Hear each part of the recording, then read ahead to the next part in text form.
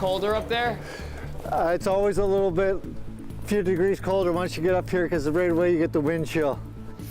Some of us have no choice but to be out in the bitter cold working today as temperatures hit minus 20s, feeling more like minus 30s with the wind chill. Toronto is under an extreme cold weather alert today as the city continues to deal with its first extreme chill of the winter season. Chris Glover joins us live from outside a warming center at Metro Hall. And Chris, that's an important place when the temps plummet like this. It certainly is an important place, and it's there for people who have no place else to go. It works in conjunction with the city's shelters so that nobody has to sleep outside. But even for the vast majority of the population, there will be time spent outside for work or for play. And the message from the city today is be careful. Minus 30 with the wind chill, lock is frozen. Atlas Tools and Machinery got creative this morning to thaw out their front door. So if your trailer's locked, if the front door of your store you can't get into, you can heat it up with this cordless heat gun and make business possible. Business was possible for carpenter Armand Lepek, just shorter. Well, today we cut the day a little bit short. I was only out there for a couple of hours. And what was that like? Not so bad. When you suit up properly, I could have done a full day today. The boss was the one that decided to cut it off. So. And yet I find you here looking for heaters. Yeah, you know, when you stop moving, it does get a bit chilly. For these chilly days, maybe check out a battery-heated jacket. Here, you want to put it on me? Yeah, you want to do it? A little bit big for you, but yeah, I gave you an XL. Looks like my dad's You jacket. can zip it up. So how does it work? So you're zipped up, so you kind of just press and hold that button there. Now your heat's on. Yeah, you can really feel it. Yeah, it really gets nice and toasty. And it's pretty quick. Over on the Danforth, it's hard to think any jacket could cut the wind 9 meters up. Does it feel colder up there? It's always a little bit, few degrees colder once you get up here because right away you get the wind chill. Roofer Tony Britsky and his crew are removing snow from the drains. It's cold, we just go down for bed and then come back up and then just keep working. I talked to another roofer today who said that they are not even going up on roofs today. It's just too cold. Yeah, it's just a matter of dressing for it and, you know, having the knowledge to be able to work safe and know what to do. Safety in extreme cold is crucial. The city's outreach workers tried overnight to convince people sleeping on the street to come indoors. Toronto's mayor says the focus should be on getting them off the street permanently. We're doing the things they've told me we need to do. More affordable housing, more supportive housing for people suffering from mental illness and addiction issues. But even just popping in and out requires preparation. I'm feeling warm. I'm wearing 2 pairs of socks. Adarsh Bejwa and his 2 pairs of socks moved to Canada 4 years ago. Last year was brutal. So whenever I feel cold, I just think about the last winter. I'm like, no, I can wear this one. So yeah, it's pretty nice. But in 4 years, you've acclimatized yourself pretty well. Oh yeah. It's like other way around. In India, it's like too hot. Over here, it's too cold. But I think it's better than the hot weather. You know, you can wear warm clothes and all that. Look at the difference between you and me right now. Just in a sweater and a vest, that's it. How are you doing this? Honestly, I do it every day, so I've adapted to the cold. Some things just seem impossible to adapt to. So why do you do this? Because the challenge is just amazing. It feels great. You stay in shape for summer.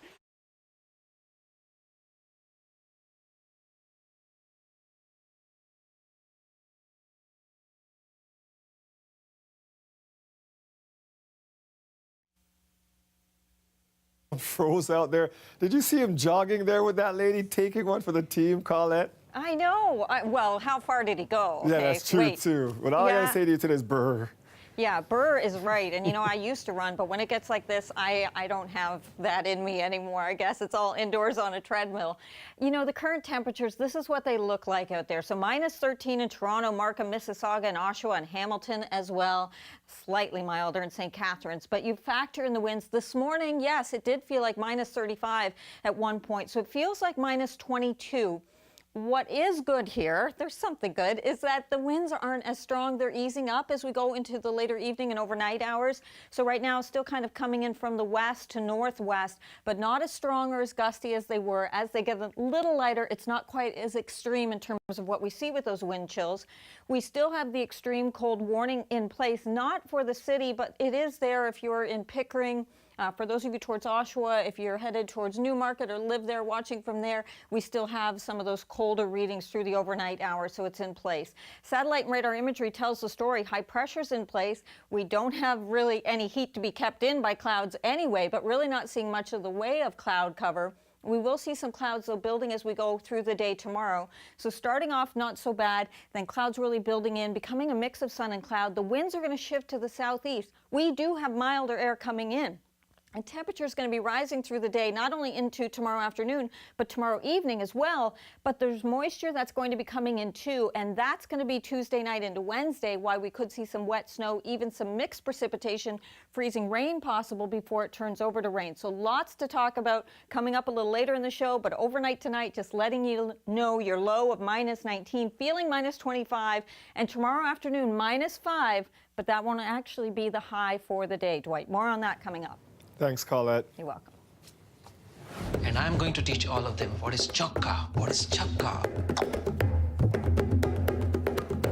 Is it savvy marketing or an offensive use of a cultural term? I'm Farah Morali. Coming up, I'll have more on an ad by TD Canada Trust that's stirring up a lot of heated discussion in the South Asian community.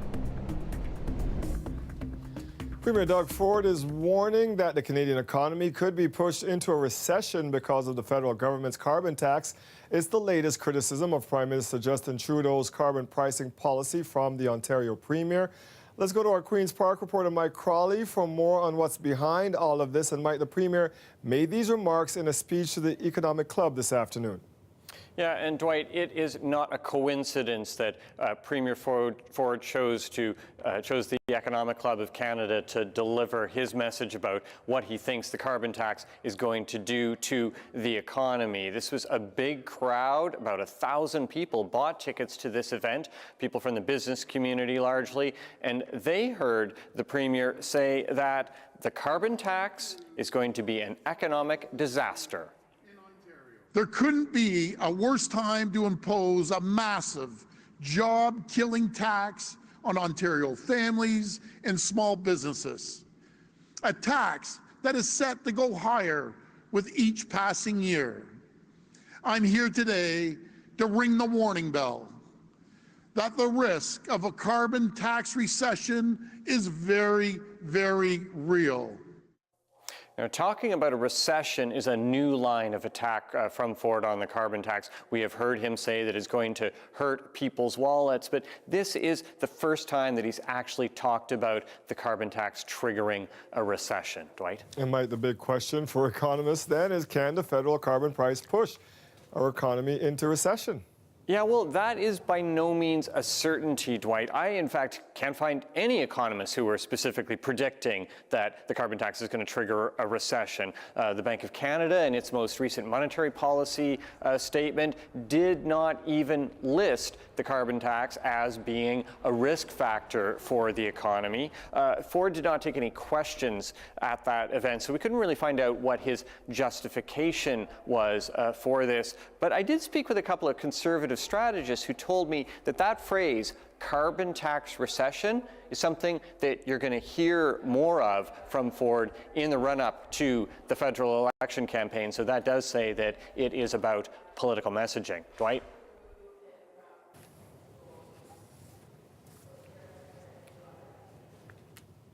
The president of one of Canada's largest unions came out swinging against Doug Ford today. OPSU President Warren Smokey Thomas used newly released poll results as proof that the Premier's reputation is sinking.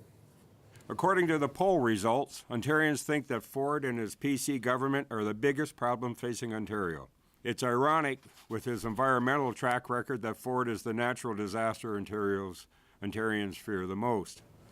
The Nanos poll was conducted for a week in December. 1,000 people were polled by phone and online.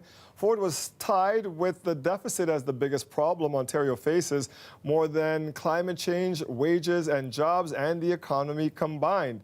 The majority of those surveyed said the best way to reduce the deficit in Ontario was to raise taxes. 90% of those surveyed said cuts to public service would affect them personally. And 70% said they are worried about those cuts. The deadline for municipalities to opt in to pot stores in their neighborhoods is coming up fast. In the GTA, 7 municipalities have opted in so far.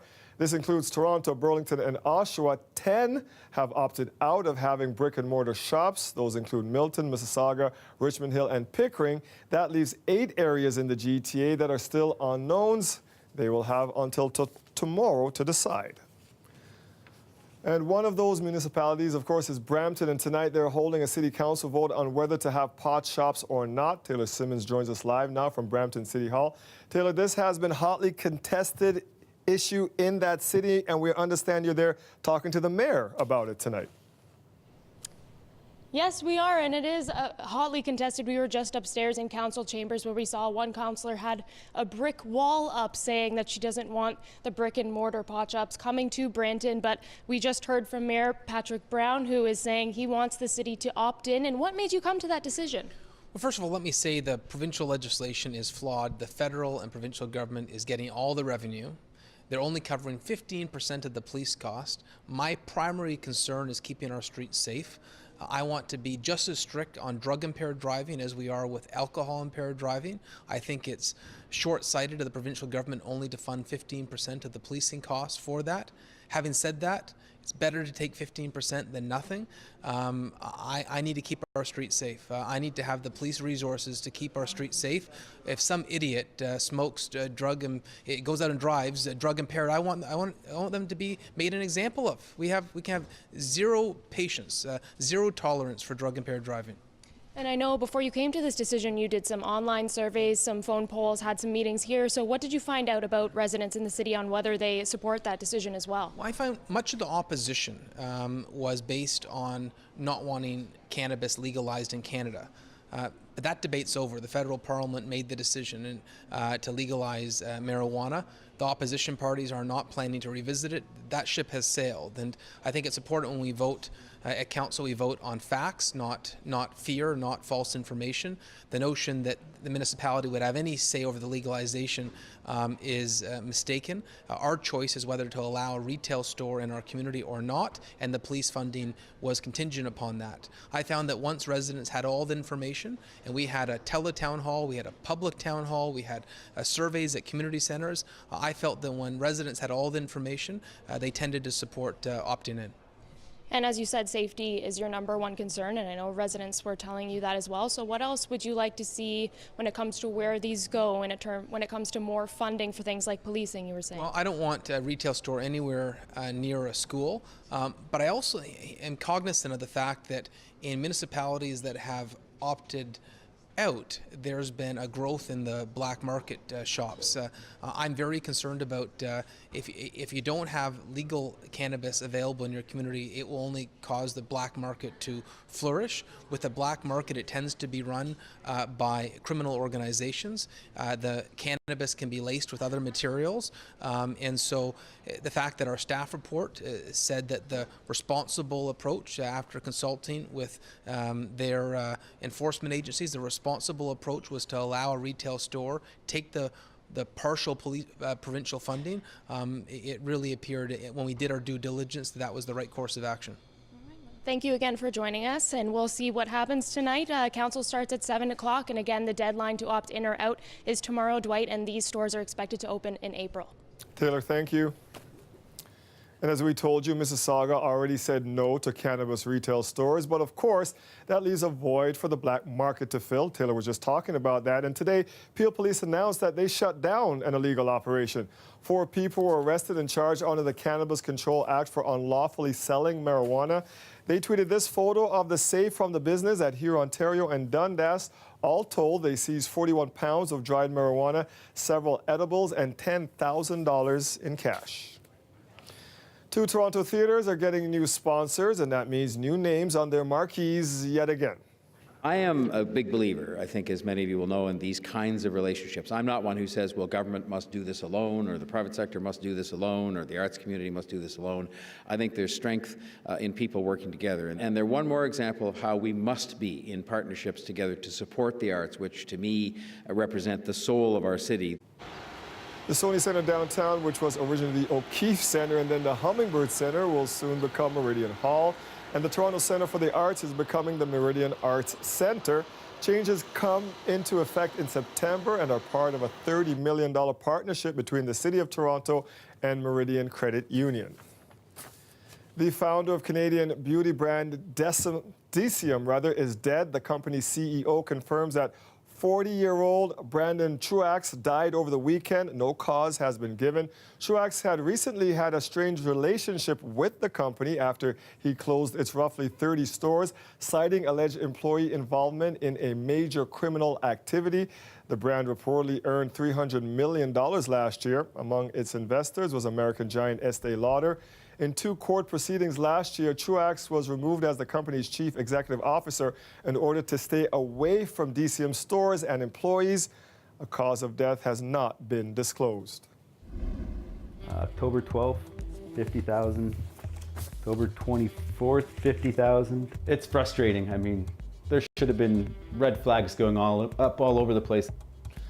After his wife passed, an Ontario senior tried to find love online, but was bilked out of more than $700,000 in a romance scam. After the break, the questions his son has for the bank that approved the wire transfers and how he's taking the scammers head on now that his father is no longer here. That Go Public investigation next. Yeah, there we go.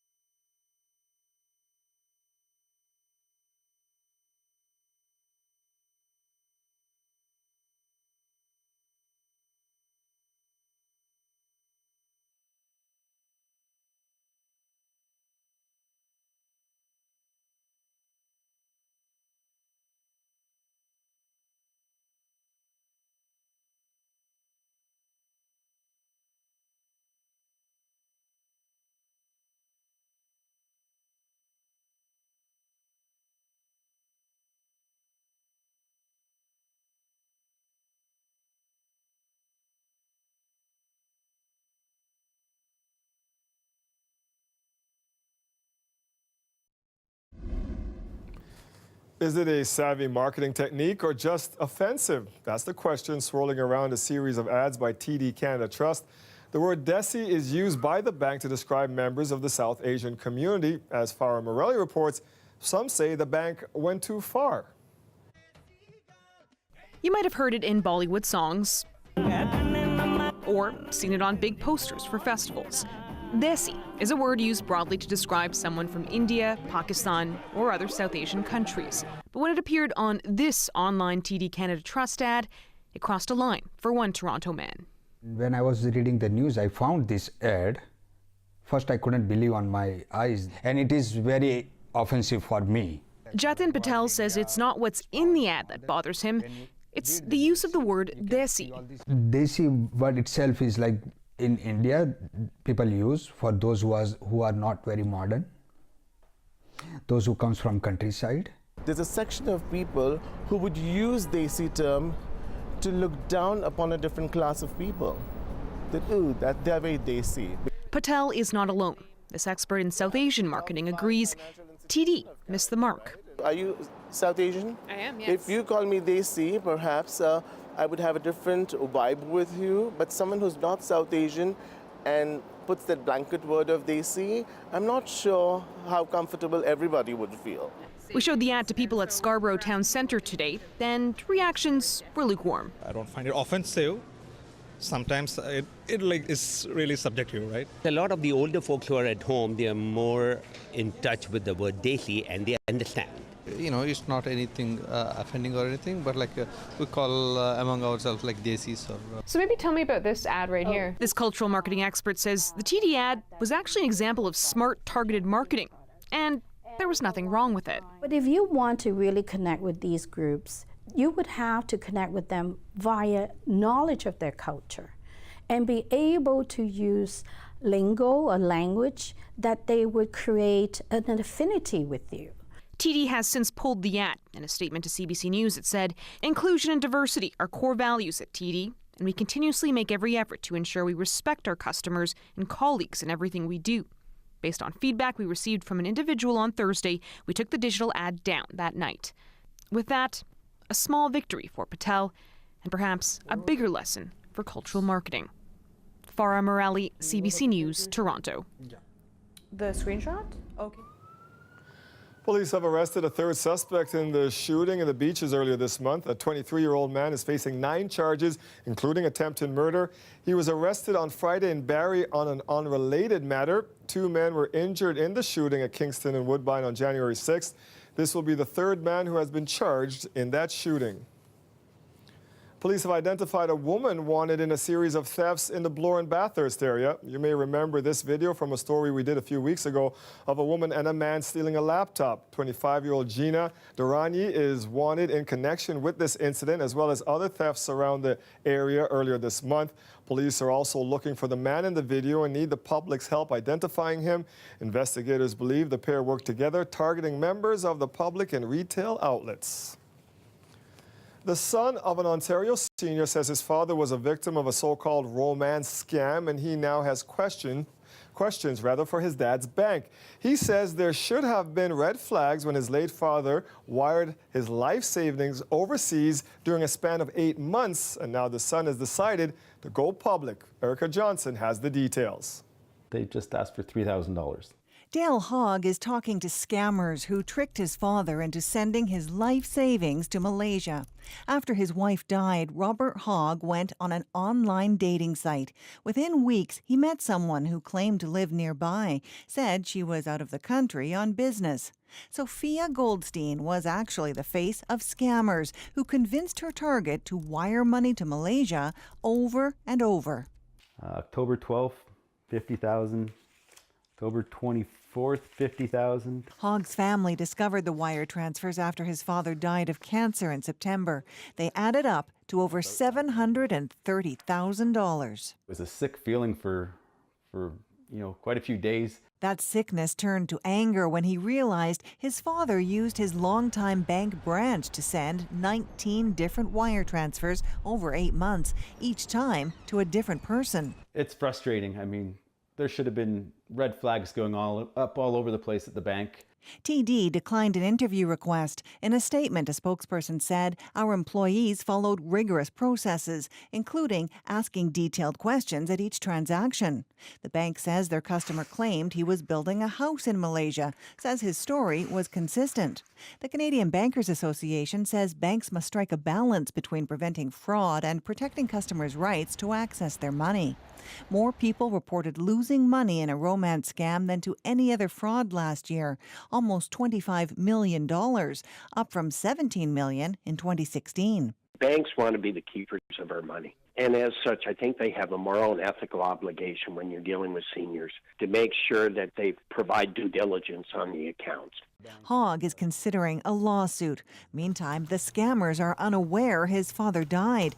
Their $3,000 request has now increased to $5,000. Yeah, there we go.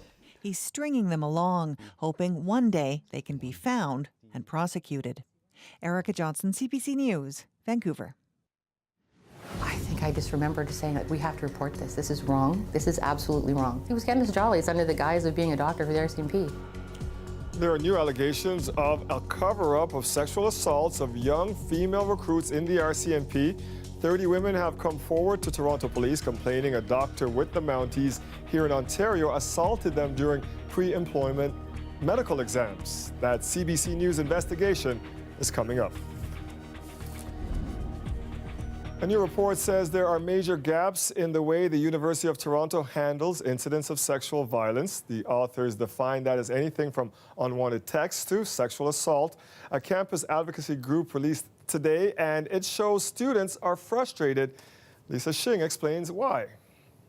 Tens of thousands of students attend the University of Toronto. In recent years, the school has dealt with controversies with the way it handled students who reported their sex assaults, including a human rights complaint. A few years ago, the province said every university and college had to come up with its own standalone policy to deal with sexual violence. Students were not having a good experience when they tried to disclose and report at the university. Advocacy group on campus, Silence is Violence, wanted to get a sense of how students are experiencing U of T's policy, so it sent out a survey to students on all 3 campuses. There is very little that has changed. More than 500 students responded. The report found 1 in 5 students had at least one experience with sexual violence at their time at U of T or did not know if what they experienced constituted as such. There needs to be a lot more education and understanding around what sexual violence is.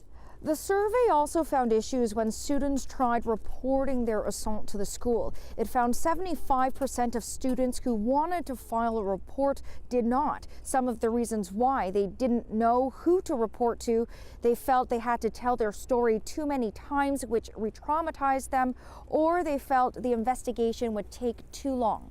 Under the province's law, the school set up a Center for Sexual Violence Prevention and Support. We brought the survey results to that center. We know we have work to do. We're working on that. There's a commitment to reduce the number of times that people need to tell their story, and we know that there are barriers to disclosing and reporting, and we want people to feel like they have a confidential and safe space where they can go. Silence is Violence is calling for the creation of a central hub where all the services are streamlined for survivors. It's asking for the hub to be autonomous but funded by the school. The U of T says it's open to feedback from all students. Lisa Shing, CBC News, Toronto.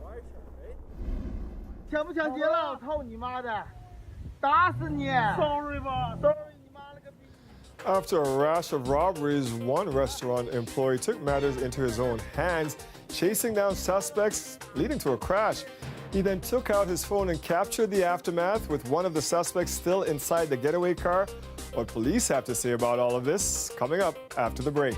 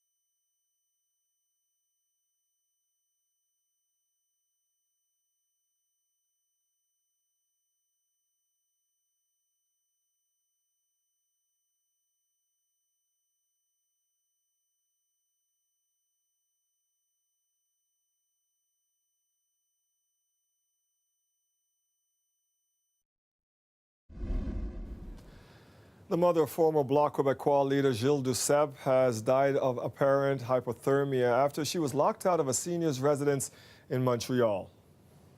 Learning about it now, my condolences go out to Mr. Duceppe and his entire family. 93-year-old Hélène Rowley-Ott's body was found Sunday. It appears she exited the building through the back door after an early morning fire alarm and couldn't get back inside.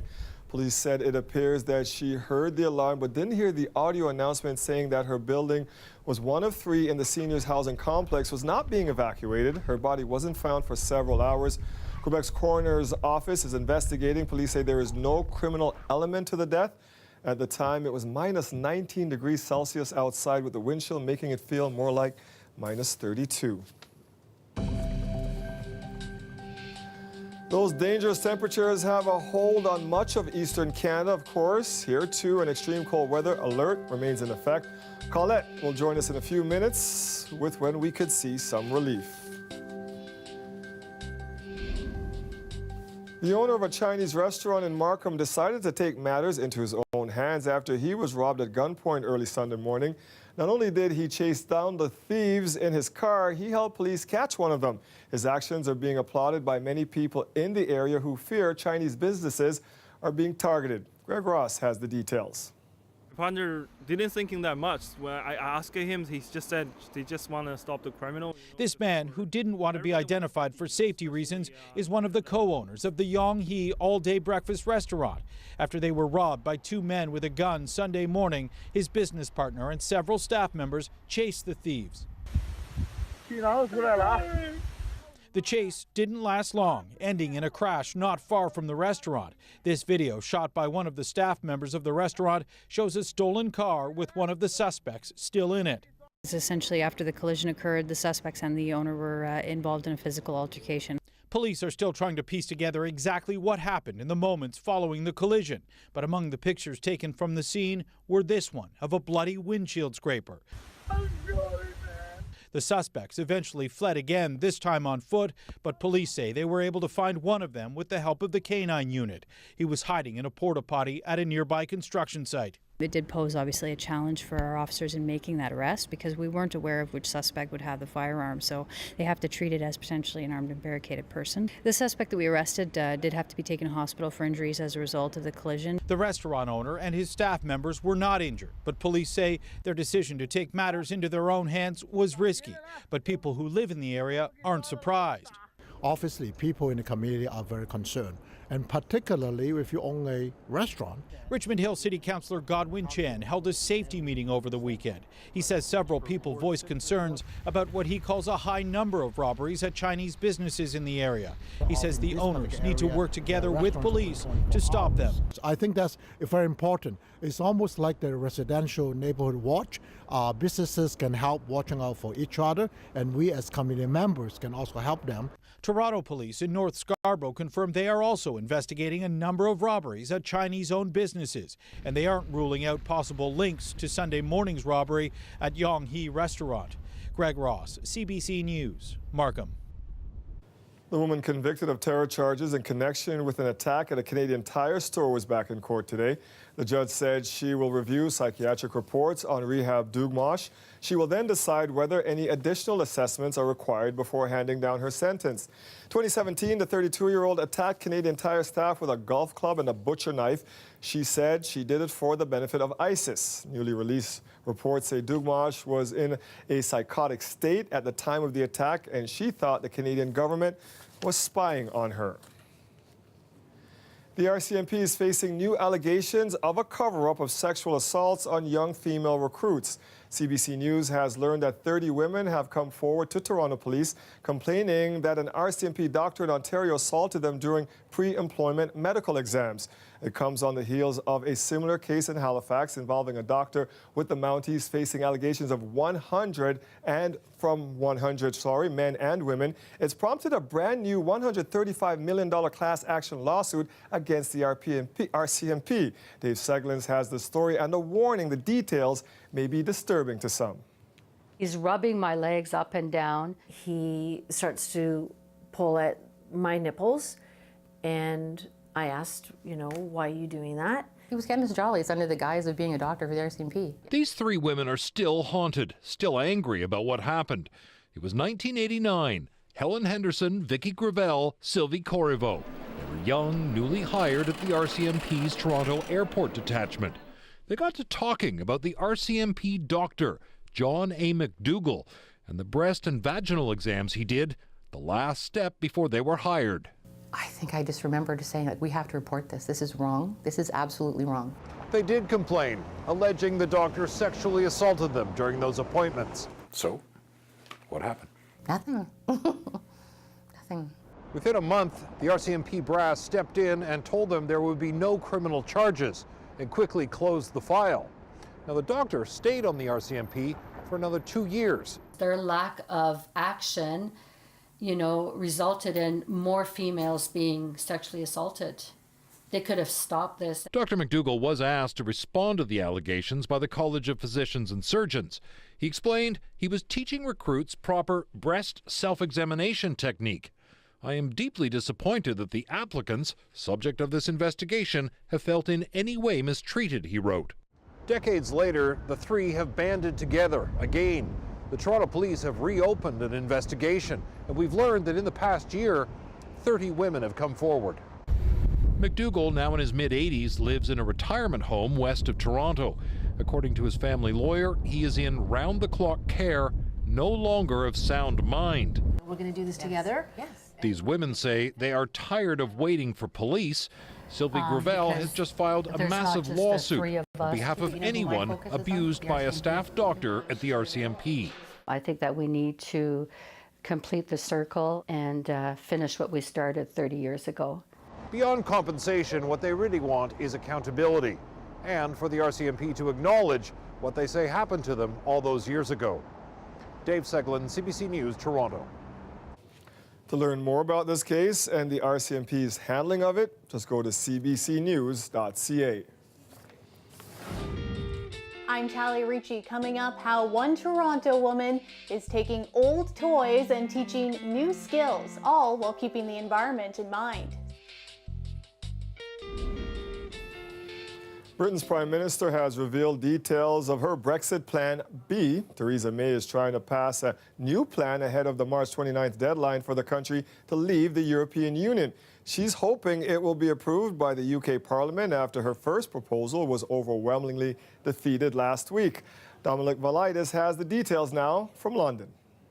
Well, I think anyone that was hoping for a brand new master plan from Theresa May today will be a little bit disappointed. There was some room for movement, though. She does intend, it appears, to focus on the issue of the backstop. This is the insurance policy that was part of the original withdrawal agreement that aims to prevent a hard border between Northern Ireland and Ireland. And Theresa May said in her statement to the House of Commons that she would have further discussions with the DUP and others on their concerns about the backstop, and that she would take those conclusions back to the European Union. So it looks like more talks, more negotiations are on the cards. The curious thing, though, is that the EU has maintained for quite some time now that the original withdrawal agreement that was dramatically voted down in Parliament last week was not open for renegotiation.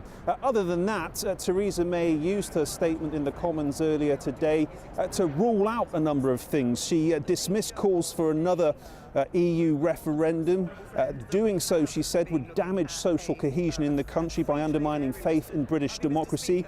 She also refused to take the prospect of no deal off the table, her logic being that the best way to achieve that was to make a deal. And finally, she also ruled out extending or revoking Article 50. This is the piece of legislation that governs Britain's departure timeline.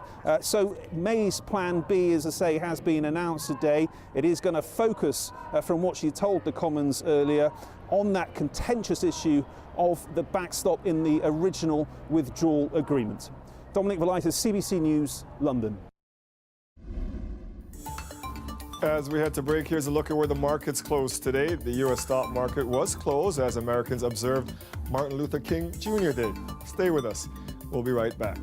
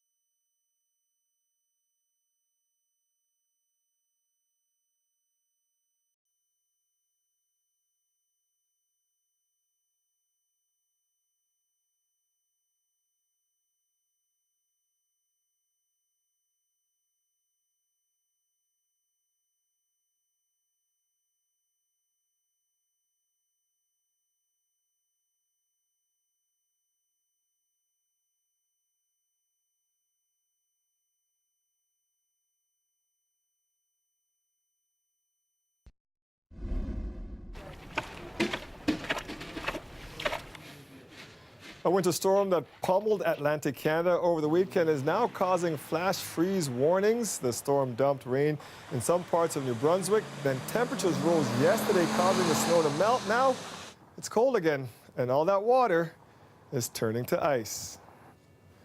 They always say, Colette, when you're thinking about how bad things are, don't look in the mirror, look around you.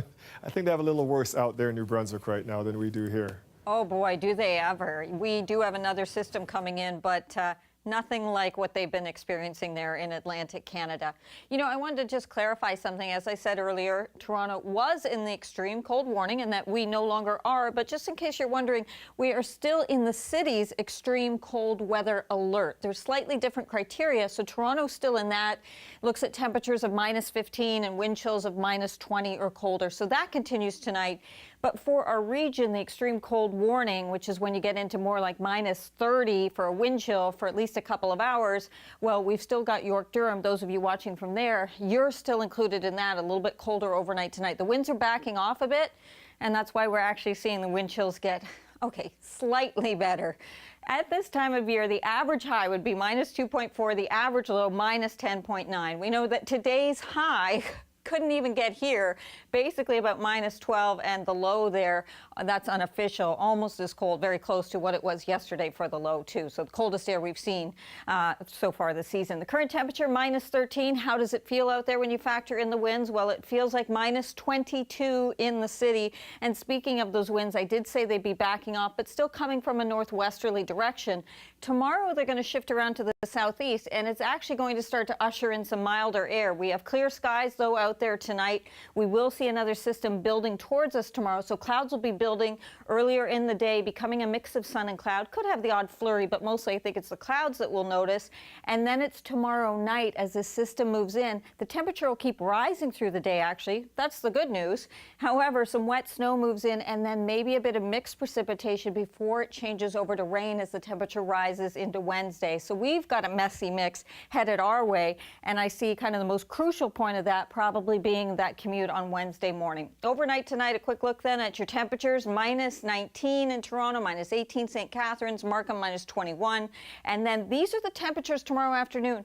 They're not the daytime highs because the temperature will keep going up into the evening hours as that system approaches with those southeasterly winds.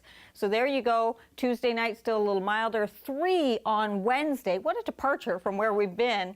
And still mild into Thursday as we get behind that system. But as you notice, as we get Thursday towards the end of the weekend, Dwight, we're going to see the door shut and that cold air coming right back in at us. 3 on Wednesday? 3! Isn't that a beautiful thing? I'm just confused now. Thanks, Colette. You're welcome.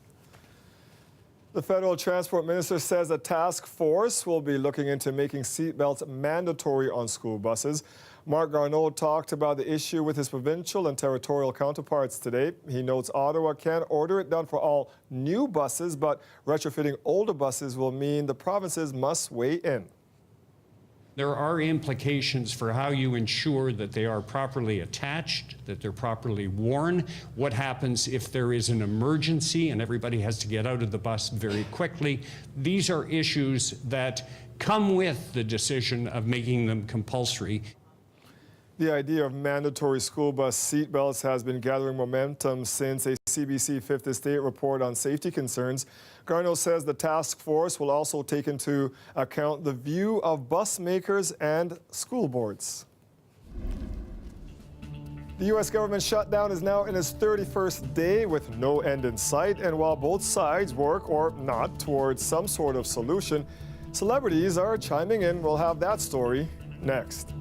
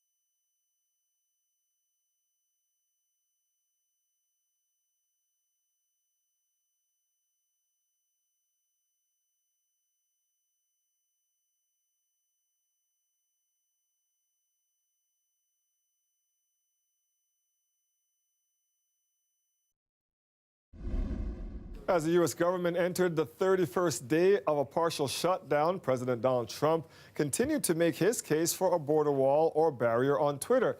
But he isn't the only vocal figure about the shutdown. Celebrities are weighing in with their take as well. Yelena Azik joins us now with the latest as we have politics intersecting with art here. Yeah, and it's going on for a while, so there are probably going to be more that speak out about this. Let's talk about Cardi B for a second, because the rapper ended up sending out a tweet. I'm going to give you a look at it. And this post, she sends a video, which is a pretty strong message that ends up getting a commentator involved, conservative commentator Tommy Lauren. And they really ended up having quite a feud back and forth. But essentially what she's saying in this video is our country is in a hellhole right now, all over a wall. I'm not including a lot of the expletives that she used, but clearly feels very passionate about this, as do a lot of other stars too, because I'm talking about everyone from Bette Midler, for example, to John Legend. We know that he's been vocal in the past, and so he's someone that's spoken out about this. Cher has also weighed in, and also Mark Hamill, not a name you normally associate with getting involved with politics, but yeah, Mark Hamill also shared his thoughts, same with George Takei and Mark Ruffalo, just to name a few others. But overall, there is one star that is perhaps one of the more pronounced names that is actually speaking out in favor of Trump, and that happens to be James Woods. I'm going to give you a look at his. He says, those of us who respect your determination to keep campaign promises marvel at your ability to weather the vitriol of the Democrats and their media lackeys. He goes on to say that he supports Trump and is really, standing by him at this particular time with the shutdown. So just a few dissenting voices that are celebrities, but for the most part, you can tell that they're mostly on the other side of the game. And over the weekend, a singer who will likely be revealed tomorrow as an Oscar nominee for Best Actress also had something to say. Yeah, something to sing and then something to interrupt her singing with. I'm talking about Lady Gaga. And Dwight, she was doing just a version of her song on piano, A Million Reasons Why, and she just stops and breaks into a speech. Have a look at it right now. If